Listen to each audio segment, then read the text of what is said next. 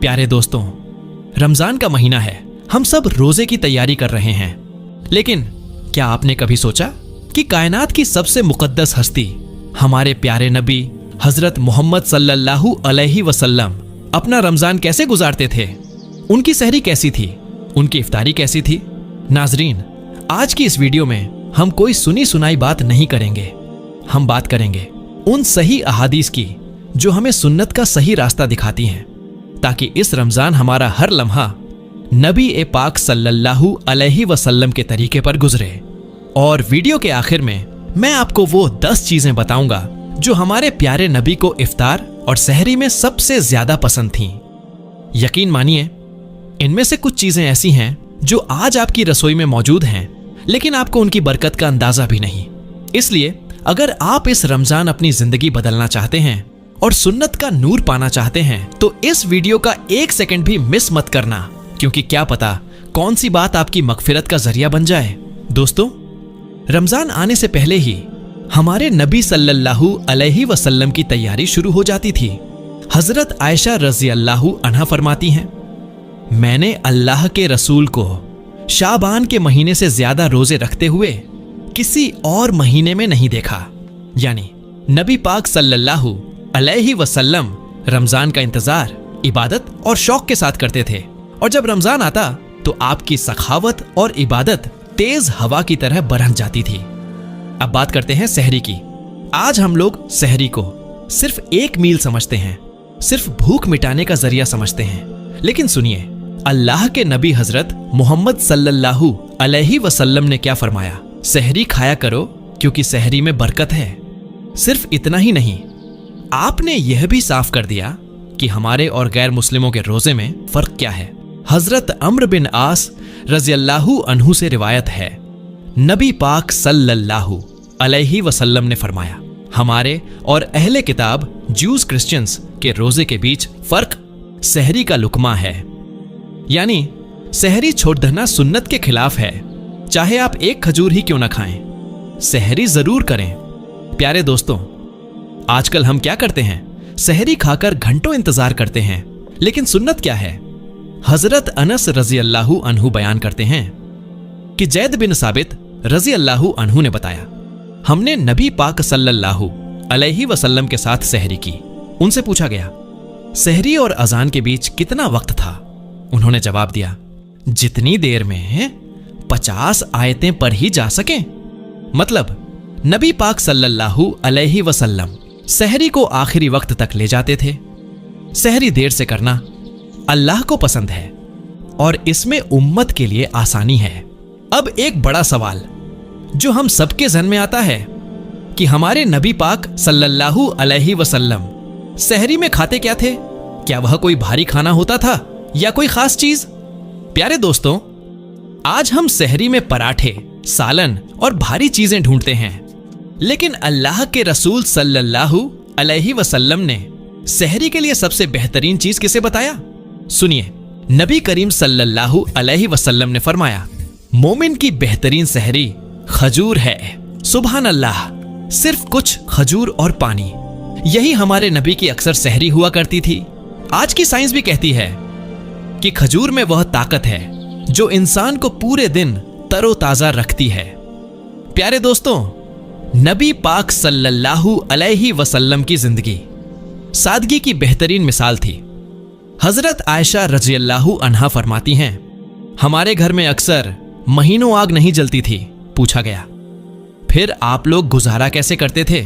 जवाब मिला, 2 काली चीजों पर, एक खजूर और दूसरा पानी। सोचिए भाई, कायनात के मालिक के महबूब सिर्फ खजूर और पानी पर रोजा रख रहे हैं, और आज हमारा हाल देखिए। अगर दस्तरखान पर वैरायटी ना हो तो हम शिकायत करने लगते हैं। लेकिन इसका मतलब यह नहीं कि आप सल्लल्लाहु अलैहि वसल्लम ने दूसरी चीजें नहीं खाईं। नबी पाक सल्लल्लाहु अलैहि वसल्लम ने हलाल और पाकीज़ा चीजों को शौक से भी खाया। 1. दस्ती का गोश्त। अल्लाह के रसूल को गोश्त में बकरे के अगले बाजू का गोश्त बहुत पसंद था। 2. कद्दू। हजरत अनस रज़ियल्लाहु अन्हु फरमाते हैं, मैंने देखा कि नबी सल्लल्लाहु अलैहि वसल्लम प्याले के किनारों से कद्दू के टुकड़े तलाश करके खाते थे। 3. जौ की रोटी। आपने कभी मैदा या बारीक आटा इस्तेमाल नहीं किया। आप हमेशा जौ की मोटी रोटी खाते थे, शहद और दूध। शहद आपका पसंदीदा मशरूब था और दूध के बारे में आपने फरमाया, दूध के अलावा कोई ऐसी चीज नहीं जो खाने और पीने दोनों का काम करे। सिर्फ यह जानना काफी नहीं कि क्या खाया जाए, यह जानना भी जरूरी है कि कैसे खाया जाए। नबी पाक सल्लल्लाहु अलैहि वसल्लम की सुन्नत थी, खाना हमेशा दाहिने हाथ से खाना, अपने सामने से खाना, 3 उंगलियों का इस्तेमाल करना और सबसे अहम, पेट भरकर न खाना। आपने फरमाया, इंसान के लिए चंद लुकमे काफी हैं जो उसकी कमर सीधी रख सकें। अगर ज्यादा भूख हो तो एक हिस्सा खाने के लिए, एक हिस्सा पानी के लिए और एक हिस्सा हवा सांस के लिए छोड़ दो।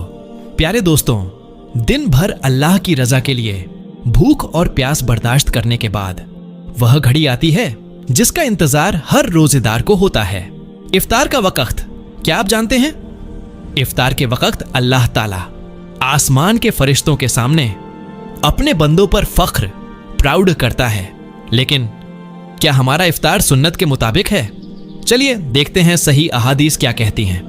दोस्तों, आजकल हम अक्सर घड़ी देखते रहते हैं और बिल्कुल आखिरी सेकंड तक इंतजार करते हैं, लेकिन सुन्नत क्या है? नबी पाक सल्लल्लाहु अलैहि वसल्लम ने फरमाया, लोग उस वक्त तक भलाई पर रहेंगे जब तक वे इफ्तार में जल्दी करेंगे, यानी जैसे ही सूरज डूब जाए और अजान हो जाए, इफ्तार में देरी नहीं करनी चाहिए। यह सुन्नत के खिलाफ है। आज हमारे दस्तरखान पर तली हुई चीजें, समोसे, पकौड़े और कोल्ड ड्रिंक्स की भरमार होती है, लेकिन हमारे नबी सल्लल्लाहु अलैहि वसल्लम का अंदाज क्या था? हजरत अनस रज़ियल्लाहु अन्हु फरमाते हैं, अल्लाह के रसूल सल्लल्लाहु अलैहि वसल्लम नमाज मगरिब से पहले ताजा खजूरों से इफ्तार फरमाते थे। अगर ताजा खजूर रुतब न होती तो सूखी खजूर तमर से इफ्तार करते, और अगर खजूर भी ना होती तो पानी के चंद घूंट पी लेते। सुभान अल्लाह, कितनी सादगी थी उस इफ्तार में जिसमें जमीन व आसमान का मालिक बरकत डालता था। प्यारे दोस्तों, इफ्तार का वक्त वह वक्त है जब दुआ रद्द नहीं की जाती। नबी पाक सल्लल्लाहु अलैहि वसल्लम ने फरमाया, 3 लोगों की दुआ कभी रद्द नहीं होती। उनमें से एक रोजेदार है जब तक वह इफ्तार न कर ले। मगर अफसोस, इफ्तार के वक्त हम दुआ मांगने के बजाय खाने की चीजों को सजाने और बातें करने में मशगूल रहते हैं। भाई, वह वक्त अपनी आखिरत मांगने का है, वह वक्त अल्लाह को मनाने का है। नबी पाक सल्लल्लाहु अलैहि वसल्लम ने एक और बहुत बड़ी खुशखबरी दी है। आपने फरमाया, जिसने किसी रोजेदार का रोजा इफ्तार कराया उसे भी रोजेदार के बराबर सवाब मिलेगा, बिना रोजेदार के सवाब में कमी किए। सोचिए, अगर आप अपनी इफ्तारी में से किसी गरीब को या अपने भाई को थोड़ा सा हिस्सा देते हैं तो आपको एक मुफ्त रोजे का सवाब मिल जाता है। दोस्तों, सहरी और इफ्तार के सुन्नत तरीकों को जानने के बाद अब एक सबसे अहम बात, क्या रोजा सिर्फ भूखा और प्यासा रहने का नाम है? अल्लाह के नबी सल्लल्लाहु अलैहि वसल्लम ने फरमाया, जो शख्स रोजे की हालत में झूठ बोलना और गलत काम करना नहीं छोड़ता तो अल्लाह को उसकी जरूरत नहीं कि वह अपना खाना पीना छोड़े। यानी भाई, अगर पेट का रोजा है तो जबान का भी रोजा होना चाहिए, आंखों का भी रोजा होना चाहिए और हमारे कान का भी रोजा होना चाहिए। नबी करीम सल्लल्लाहु अलैहि वसल्लम ने एक बहुत खूबसूरत मिसाल दी। आपने फरमाया, रोजा जहन्नम से बचने के लिए एक ढाल है। जब तुम में से कोई रोजे से हो तो वह शोर न मचाए और न ही बेहुदा बातें करे। अगर कोई उससे लड़ने आए या उसे गाली दे तो रोजेदार को सिर्फ इतना कहना चाहिए, मैं रोजे से हूं, मैं रोजे से हूं। जरा सोचिए, हमारा दीन हमें कितना सब्र सिखाता है। रोजा हमें लड़ना नहीं बल्कि दिल जीतना सिखाता है। रमजान के आखिरी 10 दिनों में हमारे नबी सल्लल्लाहु अलैहि वसल्लम का मामूल, रूटीन और सख्त हो जाता था। आप रातों को जागते, अपने घर वालों को जगाते और इबादत के लिए कमर कस लेते। यही वह दिन है जिनमें लैलातुल कद्र छुपी है, वह रात जो 1000 महीनों से बेहतर है। नबी पाक सल्लल्लाहु अलैहि वसल्लम ने हमें सिखाया कि रमजान का असली मजा आराम करने में नहीं बल्कि रब को मनाने में है। दोस्तों, जैसा कि मैंने वीडियो के शुरू में वादा किया था, आइए अब जानते हैं वह 10 चीजें जो हमारे नबी पाक सल्लल्लाहु अलैहि वसल्लम को बेहद पसंद थीं और जिनमें शिफा और बरकत छुपी है। नंबर 1, खजूर। आपकी सबसे पसंदीदा चीज, जिसके बारे में आपने फरमाया कि जिस घर में खजूर हो वह घर वाले भूखे नहीं रहते। नंबर 2, कद्दू। आप इसे सालन में तलाश करके शौक से खाते थे। नंबर 3, जैतून का तेल। आपने इसे खाने और लगाने का हुक्म दिया क्योंकि यह मुबारक दरख्त से है। नंबर 4, शहद। तमाम बीमारियों के लिए शिफा और आपका पसंदीदा मशरूब। Number 5, shoulder meet. गोश्त में आपको कंधे का हिस्सा सबसे ज्यादा पसंद था। नंबर 6, जौ। आप जौ की रोटी और जौ का दलिया तलबीना बहुत पसंद फरमाते थे। नंबर 7, दूध। आपने फरमाया दूध के सिवा कोई चीज खाने और पीने दोनों की कमी पूरी नहीं करती। नंबर 8, सिरका। आपने फरमाया सिरका क्या ही बेहतरीन सालन है। नंबर 9, तरबूज। आप अक्सर ताजा तरबूज को खजूर के साथ मिलाकर खाते थे। नंबर 10, अंजीर। इसे आपने जन्नत का फल बताया और जोड़ों के दर्द के लिए मुफीद करार दिया। ये सिर्फ खाने की चीजें नहीं हैं, ये सुन्नतें हैं। अगर हम इस नियत से इन्हें खाएं कि हमारे नबी पाक सल्लल्लाहु अलैहि वसल्लम को पसंद थीं, तो ये हमारे लिए इबादत बन जाएंगी। दोस्तों, आज की इस वीडियो का मकसद सिर्फ जानकारी देना नहीं था, बल्कि खुद को और आपको उस रास्ते पर लाना था जिस पर हमारे नबी चले।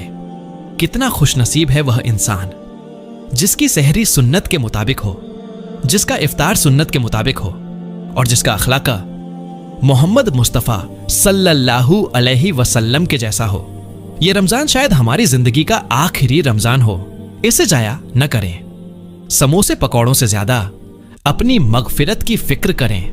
अल्लाह ताला से दुआ है कि वह हमें इस मुकद्दस महीने में ज्यादा से ज्यादा इबादत करने की तौफीक अता फरमाए। ऐ अल्लाह, हमारे रोजों को कबूल फरमा, हमारी सहरी और इफ्तारी में बरकत दे और हमें नबी ए पाक सल्लल्लाहु अलैहि वसल्लम की सुन्नत पर मरते दम तक कायम रख। आमीन या रब्बल आलमीन। प्यारे दोस्तों, अगर आपको यह वीडियो पसंद आई हो और आप सुन्नत को फैलाने में हमारा साथ देना चाहते हैं तो इस वीडियो को शेयर जरूर करें। कमेंट में सुभान अल्लाह लिखना ना भूलें और हमारे चैनल TR इस्लामिक स्टोरीज को सब्सक्राइब करके इस नेक काम का हिस्सा बने। मिलते हैं अगली वीडियो में, तब तक के लिए फी अमानिल्लाह।